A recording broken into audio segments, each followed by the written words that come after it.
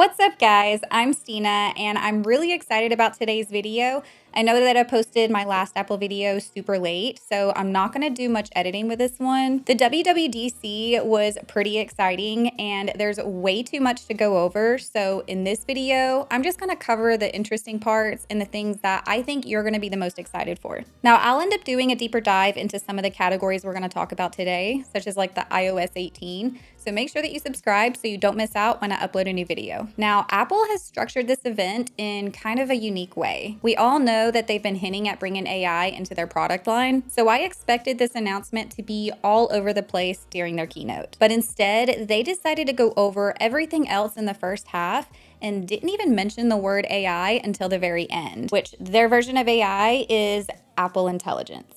Kind of intelligent. Okay, so let's not waste any more time. Don't forget to like and subscribe, and let's get into it. If you're an Apple TV user, I really think you'll like this one. So if you're anything like me when watching a movie or a TV show, I recognize people on the screen, but I can't figure out what they're from or how I know them. All you gotta do is swipe down on the remote, and it'll pull up the actors on the screen and any song that's playing in real time. That's pretty freaking cool. Now, I don't have a Vision Pro, so I'm just gonna brush over this one really quickly since they did have some cool features to it. They just released this one in February, and they've already got a 2.0 coming out. So this is gonna be able to turn your 2D images into spatial photos. They've also simplified the navigation with intuitive hand gestures, and they also have the virtual Mac display, but it expands into an ultra-wide display, so you're like immersed in the screen. It also supports train travel now, and the AirPods get a pretty decent upgrade as well. You can now interact with Siri by nodding or shaking your head. Personally, when I'm out in public, I feel like everyone's staring at me because it looks like I'm talking to myself when I'm trying to talk to Siri, who doesn't listen to me anyways.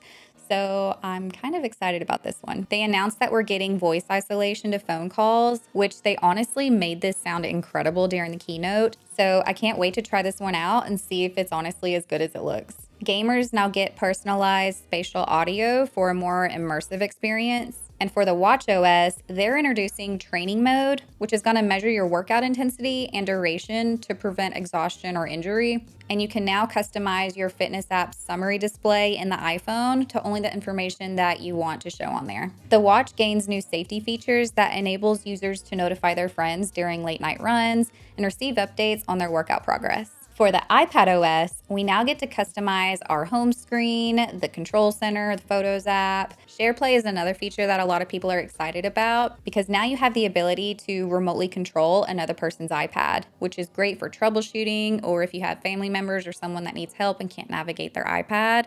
It's actually a really nice feature. Now, the most anticipated upgrade that we were all looking forward to when it comes to the iPad is the calculator app. We did get it, and we also got an upgrade with this thing called Math Notes, which is really freaking cool, and I'm really jealous of the kids that are in school right now because back in my day, I had to borrow my friend's T9 calculator, and those were expensive, so y'all got it made. But basically, it recognizes your handwriting. You can type out any equation, and it gives you live results. Even after you've already typed in the equation, you can literally change it, and it'll change the answer in real life. So who needs algebra when you have this? The Notes app is going to gain Smart Script, which uses on-device machine learning to enhance handwriting capabilities in real time. I honestly never used this feature, but when they showed it in the keynote, it really makes you want to get one and start using it. Handwritten notes can be easily edited just by tapping and holding with your Apple Pencil, and any content that you want to erase, you can just scratch it out.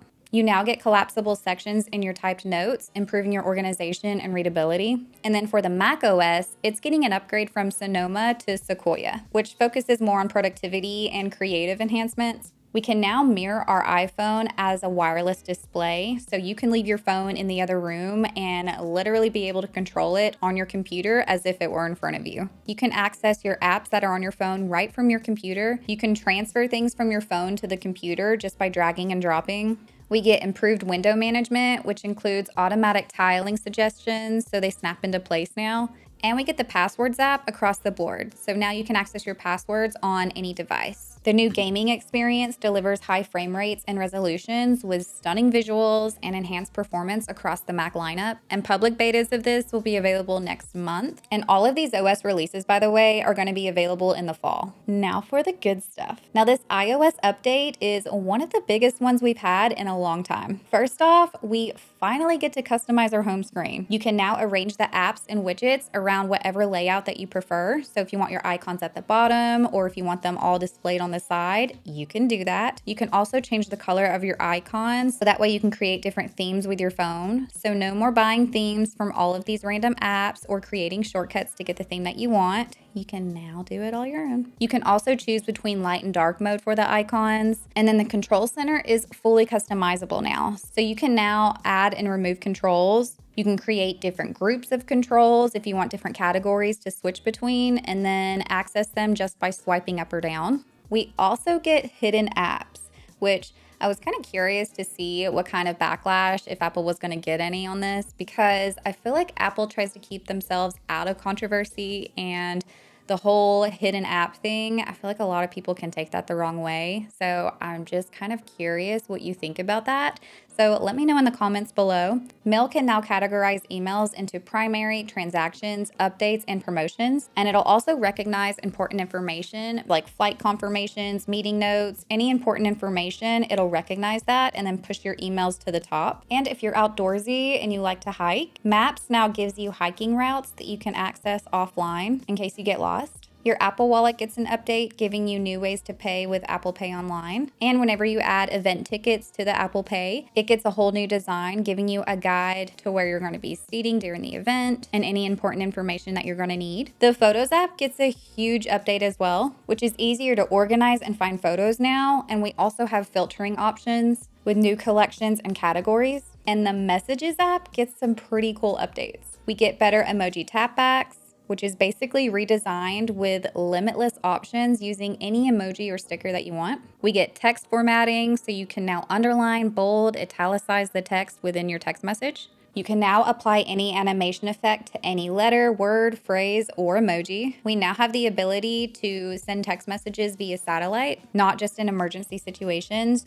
We can now schedule messages, so no more forgetting birthdays. You can go ahead and schedule your happy birthday text messages to go out. Don't judge me. I have ADD and short-term memory. It's a thing. I forget everything. So this is a lifesaver. And if you're ever in a group chat and just super far behind and don't want to read everything, we now have the ability to summarize our group chats. Now, Apple has officially made their move in the AI game, introducing their own AI system called Apple Intelligence. And while some may see this as Apple playing catch up, they've honestly stayed true to their identity by prioritizing user privacy over being first to the race. And you honestly can't fault them for that. I truly feel like they're one of the only companies taking safety seriously with AI. And privacy was a huge focus during this event. That being said, Apple placed privacy at the forefront of Apple Intelligence. How did they do that, you ask? Well, most AI systems send your data to remote servers for processing. However, Apple Intelligence prioritizes on-device processing, meaning that the data is processed directly on the Apple device instead of being sent to remote servers. Now, for tasks that require more processing power, Apple uses a groundbreaking technology called private cloud compute, which is a secure cloud environment specifically designed to keep your data private. And even in the cloud, your data is protected because PCC is built not to access your personal information. Apple also prioritizes simplicity, aiming to make AI more user-friendly than the other options that are out there. And this just basically means that you get more powerful tools that are designed to be easy to use and secure. Now, Siri just leveled up and got a whole new look, and the brains to back it up. She got a fresh new logo and a colorful light that wraps around the edge of your screen when you activate her, so no more little blue bubble at the bottom. Go on with your bad self, Siri. Siri now can understand your request even when you stumble or change your mind mid-sentence, which is huge because I swear Siri hates me right now. She never listens, and I really just want to strangle her sometimes.